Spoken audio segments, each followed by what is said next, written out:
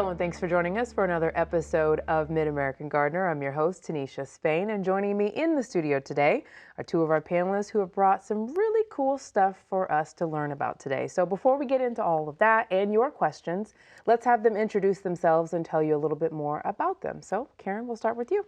Hi, I'm Karen Ruckle, and I live in garden in the Peoria area, and I love trees, shrubs, perennials, houseplants. About a generalist, you'd say. Yeah. Okay. All right, Ella. I'm Ella Maxwell. I'm a Tazewell County Master Gardener, and I'm in the Peoria area as well. And I have a large yard and really enjoy gardening. Pretty much anything. All right, pretty much anything. All right, ladies, let's just jump right in then. So Karen, we'll start with you. We've got a question. This is from Gloria. She wrote in, "What is wrong with this tomato?" Short, sweet, and to the point. Yeah. So she sent in her photo. So what is your guess for her tomato issue? She's got two different things going on with her tomato. It's called radial and concentric fruit cracking. And the good news is the fruit is still edible. It just kind of ruins part of that part of the tomato.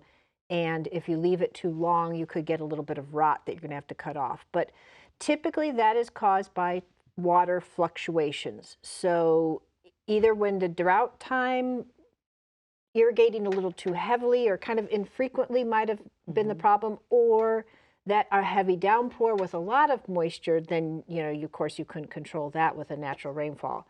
There also is a little bit that there could be a little high nitrogen or low potassium levels. So using a good standard, if you are doing a fertilizer, using a good standard tomato fertilizer, it says for tomatoes. And then the other thing that might help is make sure your plants are mulched. That's going to help with your fluctuation in moisture a lot with the tomatoes, retaining that moisture, trying to help during the hot, dry times.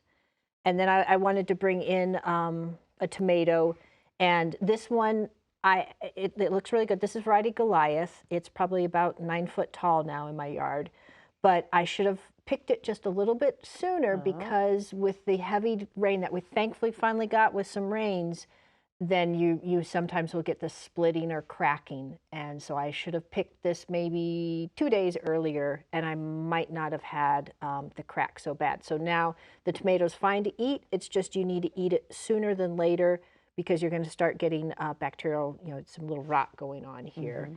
And then I wanted to talk about, in my yard, the tomato plants. Some of these tomatoes, this is pretty heavy. That's a good size. That's a good size tomato. And some of my stems aren't too strong this year. And so some of you might recognize this from years ago. This is actually pantyhose. And this is just a knee high that I cut open. And I will actually, for my poor tomatoes, go out there and make slings. And if the pantyhose isn't long enough, I use a little bit of twine. And I help support it on the vine because I've got a couple plants that the tomatoes were so heavy they were bending over their stem, and I want to make sure I get all the nutrients getting to that developing fruit. And then I brought the basil in a picture that this is my favorite thing right now is have bruschetta or however you want to say it for like yesterday. That's what I had for my lunch. All right, and you sent us a picture in of one of your culinary creations, right? So Yeah. everything that we're going to be seeing in this photo, that all came out of your yard, your garden? Yes, except the bread I bought at the grocery store, and then the garlic that's in it is from Ella's yard. Oh, very nice, very nice. So basil, do you grow this out in the ground? Do you grow this in pots? What's your technique? I grow it in pots, and I'm pretty finicky about my basil plant where I grow it in a pot. And years ago, I brought in a picture where I've got a cage around it, and then I wrap it with a fabric. And then that way, I just always have trouble with Japanese beetles feeding on my plants. And so then that way it keeps all the bugs off and keeps it cleaner. And I know I've given Ella a couple bouquets to eat on this summer. What's your favorite variety? Just the large leaf, the Janice. And then I've done a couple other varieties, but I just just the standard. That's the one. Yeah. The tried and true, right? Yeah. Okay, all right. Well, thank you for that tomato tutorial. Appreciate that. All right, Ella, we are to you. All right. Well, I thought I would bring in some hydrangeas because they are looking so great right now. And actually with some of the rain and the size of the flowers, I mean, they're huge. But I wanted to start out and talk about some of the different hydrangeas. The first one to bloom is the oak leaf, and of course it gets its name by the shape of the leaf. And so this is, usually the deer eat my tips and they don't flower, but the flower has held, and so you can see that this is a combination of fertile flowers and sterile flowers, and the sterile flowers are the ones that have dried kind of pinkish. And then the next one is the Annabelle to bloom, and these were white back in June, and you can cut these back if you want, or I just leave them for the winter interest, and then next spring I'll trim them back, but they age to a really kind of pretty green. And then the next ones to flower, and Gosh, those are so pretty. right here is a bouquet of the macrophylla, or the big leaf hydrangeas, and these are the ones that actually can change color depending on the acidity or alkalinity of the soil. And they are also ones that bloom on old wood like the oak leaf. And there are some reblooming types, and this reblooming you can see now, this is an endless summer macrophylla type with pink blooms because the soil is alkaline. And then Karen brought in one of hers. This one is Bloomstruck, and it has much more blue colored flowers naturally. And then you also treat it, right? Or do you? I have to treat it to get the blue. Okay, Now, can do. you tell us a little bit about how you treat and what you use while we're... Yeah, Well, Karen? I use aluminum sulfate. And so typically I do an application in April when it's just starting to actually leaf out. And then a second application in May to get a good bluish color. Is it like a liquid or granular? It's a granular. And so then it does have instructions. You can either soil application or mix it with water. Oh my gosh, you mix it with water and it all sinks to the bottom and you can't get it out. So I just always incorporate it into the soil and then water it in. And so now this though actually is on the back side of this bloom. It's fading. But that's a faded flower, and how beautiful are they even as a faded flower on the plant? And they can be dried. So this is the dried pink one here with some green tinges and the pink, and then this is the dried purple. And I love it when they take on then this kind of magenta, kind of burgundy color. With those highlights, those pops of color in there. And a cut hydrangea will probably only last maybe 3 days inside. They are very popular as a cut wedding flower kind of thing, so they're really nice. And we'll talk about the panicle or these later summer flowering ones the next round. Okay, so stay tuned. Those are so pretty. Gosh, I mean, they're pretty enough just to carry by themselves. Like you said, at a wedding, that looks like a bouquet that a bridesmaid would walk down the aisle with. So very pretty. Okay, let's go to a question. Let's see, Karen, is there one that you are just crazy about? How about pruning time? Want to talk about that one? Yeah. Okay, Burton Rund wrote in, my thyme plant has flowered and the leaves are all but gone. Can I prune it down to about 1 or 2 inches to rejuvenate it? So will that work? Yes, if it's still alive. So this is a pretty quick answer of yes, if it's still alive, sure, go ahead and prune it back. Thyme doesn't like really wet or a lot of excessive moisture, but if we go dry again and you're trying to flush out new growth, you will want to water it once a week just to help with that energy to use that. Let's do one more since that was kind of a short one. Let's do 243. This one is Connie Whelan. This is about potatoes. This one is really interesting. She's got some Yukon Gold potato plants and wants to know, can you tell me what the little balls on the foliage of them are? We've planted russets in the past, but have never seen these on the plants. They are new to us. How cool. Thank you for sending that in. Actually, that is the fruit of the potato plant. So that, even though they look like tomatoes, it is the fruit of the potato, and they are both in the nightshade Solanaceae family, so that's why they look similar. The big difference is that fruit is toxic, so keep that in mind. long days and cooler temperatures help to bring this about, to the flower to form the fruit. So I don't know that we've really had cool temperatures, but oddly enough, the Yukon Gold is one variety that tends to fruit more heavily. So it's kind of funny what you find. I always like to reference university websites with trying to look up stuff about these fruits. And one university said, hey, it could be kind of fun to let those fruits mature and harvest the seed and plant them in the house next year to get them a start. And then Iowa State University says, no, there's no significant value for the homeowners. So, you know, either cut them off and chuck them, or, you know, give it a try. Yeah, either way. You can give it a shot. That was really interesting. I thought for sure when I read it, it was going to be something insect related. A gall. I was thinking of gall or something. And then when it was like, oh yeah, those are just the fruits. That sometimes happens. Interesting. You never know what you're going to see in the garden. So you're kind of lucky. Yes. Okay, Ella, we're back to you. Okay, so right now, the last hydrangea to bloom are the panicle hydrangeas, and they're called a panicle because that's the shape of the bloom. Is kind of like a cone. And what's interesting about them is that they bloom on new wood, so in the spring they can be cut back to about any size. And it's interesting in that they have two different kinds of flowers. They have the sterile flower with the 4 little petals, but then inside here we can see the fertile flowers. And this particular variety might be one like pink diamond, white diamonds, tardiva. These are really excellent for pollinators. You'll see all kinds of wasps, bumblebees, honeybees, all different kinds of pollinating, even some soldier beetles and different things on these hydrangeas with these fertile flowers. And so these little balls here are going to open up, and you can see the stamens and such. So it's really interesting, but they've developed through different hybridizations these large panicles that are just all sterile flowers.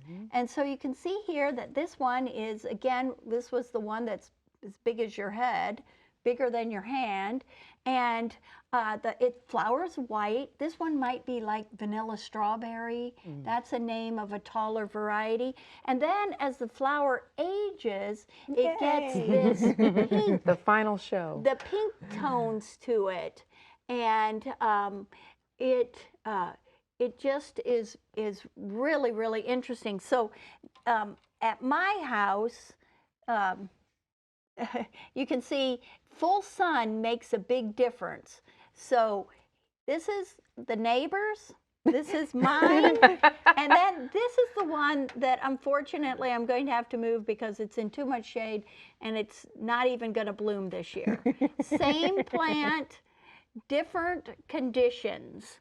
So one that was interesting is limelight or little lime, and you can see that it really does have a much greener appearance. And then, of course, some are very early flowering. This is one, this is quick fire that I have, and so the flowers are already aging out, and it's made some seed. So this was, you know, these aren't going to open anymore. This is just seed that's formed from the pollinator activity and such. So these hydrangeas are really nice. Once the flowers start to look bad, you know, maybe they're starting to turn brown, maybe the weight has broken them or something, you can cut them off. It doesn't really matter. I do like to leave mine through the winter. So I really do most of my trimming. So with these, you don't, the only thing you would really do is cut off the spent flower. You don't really cut them back because they bloom on old wood. Can you talk a little bit more about that? Old wood versus new wood, and kind of just... Yeah, so with these different hydrangeas, you're going to see that they have buds along the leaf axils here. And most of these flowers always are on the terminal, on the end of the branch. And so if this had been cut back, then there might be 2 smaller blooms. But this one, it takes the whole summer for that flower primordia to develop inside the ends of these branches. Gotcha. Where this, during the summer, down, lower down, there are buds that already have that primordia in there. And so these are the ones on old wood. So if you cut these back, you cut off the potential flowers. These are the ones that bloom early on in usually by the middle, late June, and then there's a second flush of flowers that we're seeing in the September and October. And do you have a good trick if folks don't know which one they have at home? Just look for those buds. Is that a good way to? The trick is really the leaf, the size of the leaf, and the flower shape. So this is more of a bomb shape, or you can have a flat lace cap kind of look, where these always are going to be cone shaped. Gotcha. Well, and I always feel like the leaves are just so much leathery Yes. on Oh, yeah. the macrophylla type compared to the panicle Oh, that's a type. big difference. That's a really big difference. So, You can Right. feel in kind of texture. thicker. And they really have to be mulched. These types need winter protection, or the buds die back, the flowers are lost, and you just have this big green bush. And so actually, I have a friend who refers to these as endless bummers. So Endless bummers. And until I dug mine out, I called mine endless disappointment. And I dug out my endless summer and planted the newer variety Bloomstruck, and I'm very happy. It's supposedly has better hardiness for the buds. I mean, they're always coming out with new ones. You need to research them. There's some hydrangeas in my neighborhood, 12 feet tall. I mean, they're just humongous.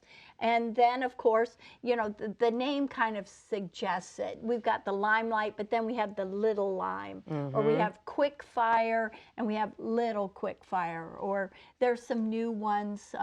Lots of proven winner hydrangeas. So just pay attention to what you're buying and make sure it's going in the right spot. And make sure that, So these guys like some afternoon shade, and these guys love to have full day sun. Okay.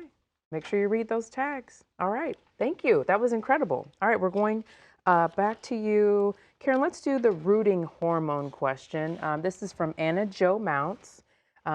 Should a root stimulator only be used during the original planting or transplanting, or can it be beneficial with later applications? Great question. Sure, a root stimulator is very helpful in that initial planting because it is going to minimize transplant shock, help with root development, just a little bit of fertility.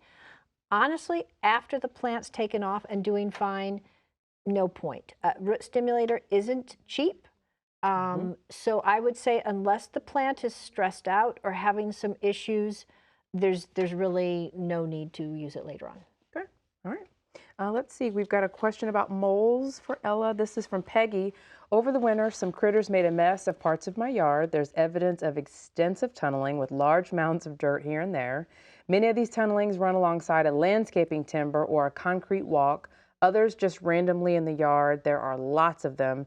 This doesn't look like the way mold tunneling usually looks. Can you tell me what's going on with all this digging and what I can do to make it stop? And I'm listening because I have the same issue at my house.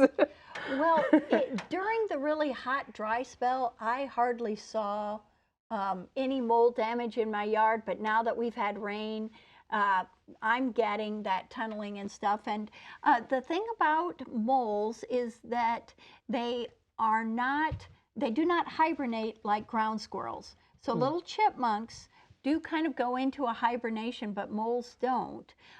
They might not be as active, but they do have some deeper underground tunnels. But those meandering tunnels that you see out in the yard, those are feeding tunnels, and they'll usually only use them once, and that's what's so infuriating about them.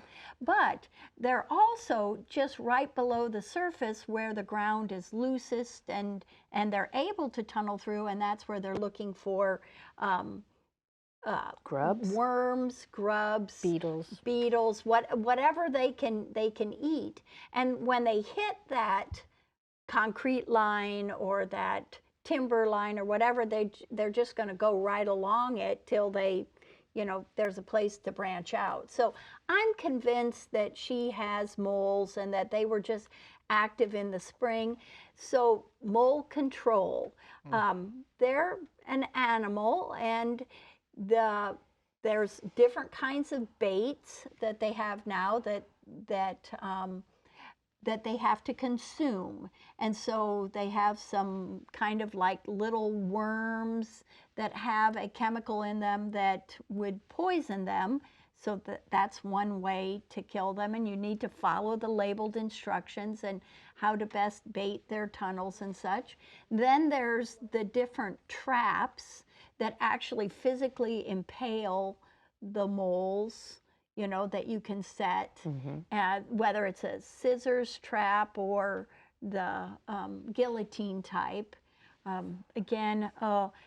Actually, I just kind of let my moles I was going to say, go. you're like struggling to get through this part. I am. We want them gone. We just can't kill them. Yes. It's a Yes. two-edged sword. Yes. Right. Now, some people have excellent mole dogs that the dog will just wait out there and watch, and then, and you can do that too. They're most active earlier in the morning and later in the evening, and you can watch for them. And then there are deterrents that maybe don't necessarily kill the moles, but that would be like the castor oil products that are in granules that you can spread out. They don't really like that. There are some sonic devices. I have not really had success with those, but supposedly make it inhospitable for the mole to want to stick around. The thing is, by this time of year, there's not one mole, there's a family of moles, and the mom, she kicks them out right away, so they're all on their own out there trying to Eating make up their your way yard. in your lawn. So yeah. Okay. So those are some of the things. I have used some of the poison control products. And some of the traps, and usually I just look the other way. Okay. We've got about 3 minutes left. Karen, we're going back to you. This is from Jonna Rosick. She wants to know some good houseplants for dark rooms. Yeah, great question. The thing with houseplants, just giving you a short little list of some plants that are low light. Peace lilies, snake plants, which are also sansevieria, philodendrons, pothos, the heartleaf philodendron, Chinese evergreen, and spider plants are some kind of readily available, easy to grow plants. The thing is, depending on how dark your room is, it might just be too dark. So thinking about trying some easy to grow plants, but maybe have a rotation. So you have 2 spider plants and swap them out and put one where it's happier and then take one into the room where you really want it, that there's not adequate light. The other thing to think about is a grow light. And I got a cool one that's on a little bit of a pedestal and then has arms that I have because my living room's the north side of the house, and it's always dark, and there's a roof extending over. So trying those ideas of some easy to grow plants, but maybe either rotate them from time to time or trying a grow light, because even the low light plants, if it's just too dark in that room, are not going to thrive. Right, and that happens to me. I have a plant prison.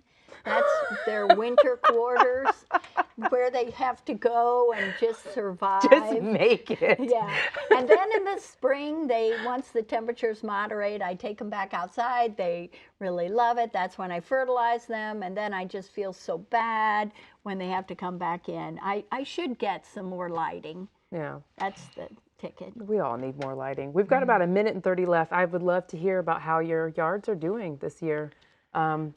How are your flowers holding up? Oh gosh, what a summer. You know, between some bugs and the drought and all I was doing was watering. But right now I'm doing a lot of cleanup. Cleaning up my daylilies, taking off the dead leaves, the stems, making them look better, cutting off spent flowers, especially for my butterfly bushes, because I want to get good blooming for this last part of the summer and full blooms. And then, oh man, I have a horrible problem with chickweed in my yard. So I've actually put a pre-emergent down already because it germinates in the fall and then drives me nuts next spring. So I'm trying this year to get a handle on that in the yard and reduce the presence of that weed. Oh, and tell them about your cricket. Oh, scenario. yes, yes. I'm so glad you Yes. remembered. Okay, cricket time. Okay, this is crazy. Every year I'm always trying to determine when a frost is going to be, and so it's been years. I always have the cricket thing of, you know, it's kind of like the woolly worm. So when I get a cricket in the garage, typically it's 6 weeks till we get a frost. Oh my gosh, I've already had a cricket in the garage. So 6 weeks from now. well, when it was this last week, so September 21st, and I'm like, is this going to be like spring? Where spring we were pretty rocky in the springtime with cold temps. And we were a little scared. Should we do stuff? And so I'm really worried about fall. Oh boy, we'll have to be a see if your short prediction fall. comes true. We'll let you know. Hopefully not. We'll let you Gosh. know. My plants will have to go to prison early. Yes. Thank you, ladies, so much for coming. I really appreciate it. We're out of time. Thank you so much for watching. If you got a question, send it in, yourgarden@gmail.com. We'll see you next time. Good night.